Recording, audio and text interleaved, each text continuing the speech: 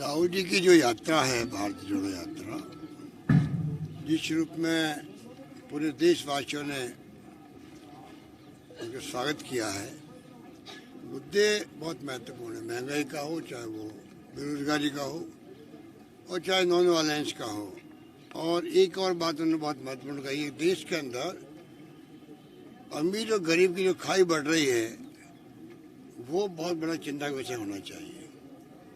तो ये जो फॉलोअप प्रोग्राम दिया गया है, ये खड़गे साहब के नेतृत्व में जो मीटिंग हुई थी दिल्ली में, सोनिया गांधी जी भी मौजूद थी वहाँ पर, तब ये प्रोग्राम दिया गया कि हाथ से हाथ जोड़ो का प्रोग्राम। ये प्रोग्राम अभी आपको बताया गया कि ये लगातार 2 महीने चलेगा और प्रयास रहेगा कि बूथ लेवल तक, गांव लेवल तक हमारे कार्यकर्ता जाएं। और जो चाहे वो राष्ट्रीय स्तर की जो बात राहुल जी ने उठाई है, वो अपना बड़े एजेंडे हैं, और साथ में जो हमारे खुद के फ्लैगशिप प्रोग्राम है, जो स्टेट गवर्नमेंट ने जो फ्लैगशिप प्रोग्राम दे रखे हैं और जो भी घोषणाएं कर रखी है उन्हें बजट के अंदर, उसका लाभ गांव व गरीब तक कैसे पहुंचे, उसके बारे में चर्चा भी करेंगे। तो एक बहुत ही शानदार तरीके से प्रोग्राम का आगाज हुआ है। हमारे रंधावा साहब ने भी और खूंटिया साहब ने भी विस्तार से सब बातें बताई सबको, और एक प्रकार से आगाह भी किया कार्यकर्ताओं को कि एक वक्त है, अब ये चुनौती हमारे सामने है। इसमें ये भी जानकारी मिलेगी कौन किस रूप में अपने आप को समर्पित किया हुआ है कांग्रेस के लिए, क्योंकि अभी चैलेंज बहुत बड़ा है देश के सामने। जब हम कहते हैं कि संविधान की धज्जियां उड़ रही है देश के अंदर, जब हम कहते हैं कि लोकतंत्र खतरे के अंदर है, तो आप समझ सकते हो कि वही भावना इन्होंने प्रकट करी है कि हम सब मिलके ही ये जो प्रोग्राम दिया गया है, ये प्रोग्राम जितना कामयाब होगा, उसी ढंग से आने वाले वक्त के अंदर कांग्रेस मजबूत होगी। चुनाव भी आ रहे हमारे लिए, तो हमारे लिए तो एक प्रकार से ये प्रोग्राम भी उसका अंग बन गया है कि प्रोग्राम शानदार बनेगा। तो हमें यकीन है कि इस बार 4 साल के बाद में ही आम जनता के जुबान से जो बात निकल रही है कि सरकार विरोधी लहर इस बार नहीं है,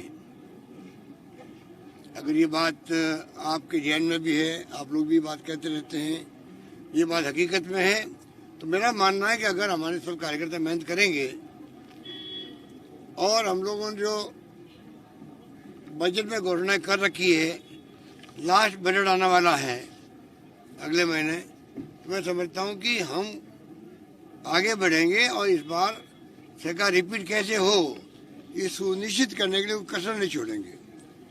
अभी हमने जो मीटिंग रखी है, एक तरफ तो हमारे तमाम मंत्री लोग जाएंगे 19-20 तारीख को हर जिले के अंदर, रंधावा साहब भी जाएंगे वहाँ पर, वो तैयारी कर लेंगे 26 तारीख वाले प्रोग्राम की, जो कि हाथ से हाथ जोड़ो प्रोग्राम है उसके बारे में।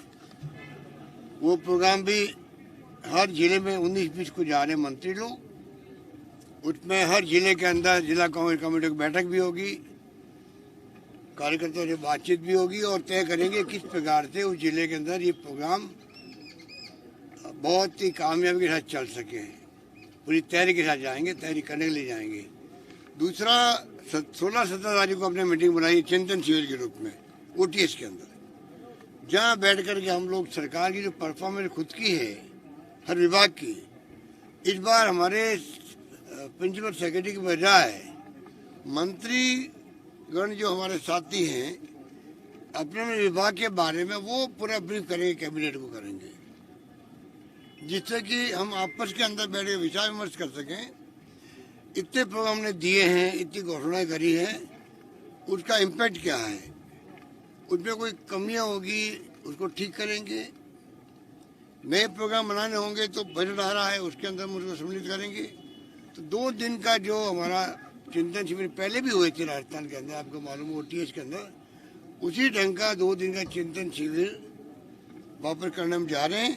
और मैं उम्मीद करता हूं कि उसके माध्यम से हम लोग आने वाले वक्त में जो बजट है उसकी तैयारी करने में भी हम कामयाब होंगे।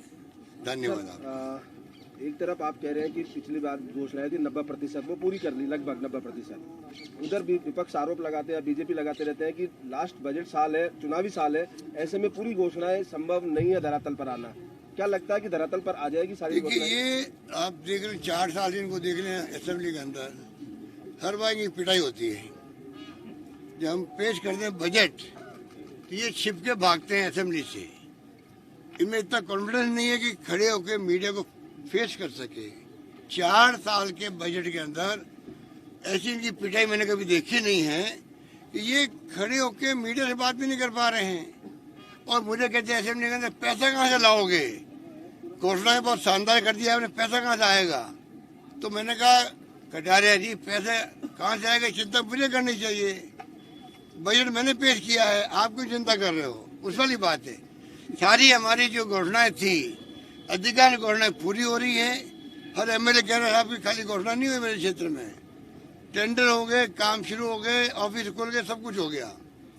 लास्ट बजट हमारा है वो भी शानदार बजट आएगा, युवाओं के लिए, छात्रों के लिए और बच्चों के लिए भी, महिलाओं के लिए भी हमने प्रायोरिटी दी इस बार। इस बारे में हमने पिछली बार किसानों के लिए अलग बजट पेश किया था, इस बार उनको हम प्रायोरिटी दे रहे हैं। तो आप देखेंगे कि हमारी हर योजना जो है, बल्कि 4-5 योजना जिनके राहुल गांधी जी ने जिक्र किया था अभी अलवर के अंदर, वो 4 घोषणाएं 5 घोषणाएं ऐसी है जो देश में कहीं नहीं है।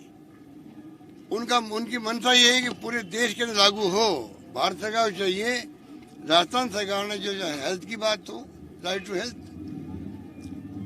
चाहे इंग्लिश स्कूल खोलने की बात हो, चाहे शहरी रोजगार की बात हो, नरेगा शानदार डॉक्टर मनमोहन सिंह जी ने और सोनिया गांधी ने लागू की। देश के अंदर कितना भला हो गया देशवासियों का, गांव वालों का। वही योजना हम लागू किए, 100 दिन गारंटी दी हमने, शहर के लिए दी गारंटी। तो जितने भी हमने फ्लैगशिप प्रोग्राम बनाए वो तमाम प्रोग्राम एक से बढ़कर एक हैं। और मैं समझता हूँ कि भारत सरकार खुद जो है उनको आगे आना चाहिए लागू करने के लिए। प्रधानमंत्री जी को हमने रिक्वेस्ट की है, क्यों नहीं आप योजनाओं को लागू करते हो। ओपीएस है कर्मचारियों के लिए, आज राजस्थान ने लीड ली इसके लिए।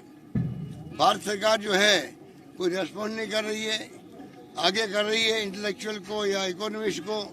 एक पक्ष उनका हो सकता है, हकीकत क्या है, मानवीय दृष्टिकोण से हर कर्मचारी का हक बनता है 35 साल की नौकरी के अंदर विश्वास है कि मैं जब रिटायर होऊंगा तो मुझे पेंशन मिलेगी। जो आज तक पेंशन लेते आए हैं, आज कौन सवाल उठा रहे हैं जिनको पेंशन मिल रही है, क्या वो लोग पेंशन छोड़ने को तैयार हैं? क्या वो डीए बढ़ता है उनका हर बार, क्या वो डीए छोड़ देंगे? कोई छोड़ रहा है डीए उनका? ये हमारे इंटर के नेता भी हैं, पूछो इनको कि पूरे कंट्री में उनका स्वागत हो रहा है। बहुत बड़ा। इसलिए मैं कहना चाहूँगा आपको, ये हमारे बहुत बड़े विद्वान भी हैं, हम उनका मान सम्मान भी करते हैं। और फिर भी मैं कहना चाहूँगा उनको, अगर 60 साल के बाद में भी देश ने विकास भी किया है और ओपीएस लागू भी थी तो भी विकास किया है, हम सब मानते हैं। तो अब क्या तकलीफ आ रही है? अभी वित्तीय प्रबंधन हम लोग करेंगे, उनको कर्मचारी को उनका हक देंगे, ये हमने फैसला किया है और लागू रखेंगे हम लोग। धन्यवाद। मैं इससे देखूंगा, सुनकर ये बाकी इनसे नहीं। मुख्यमंत्री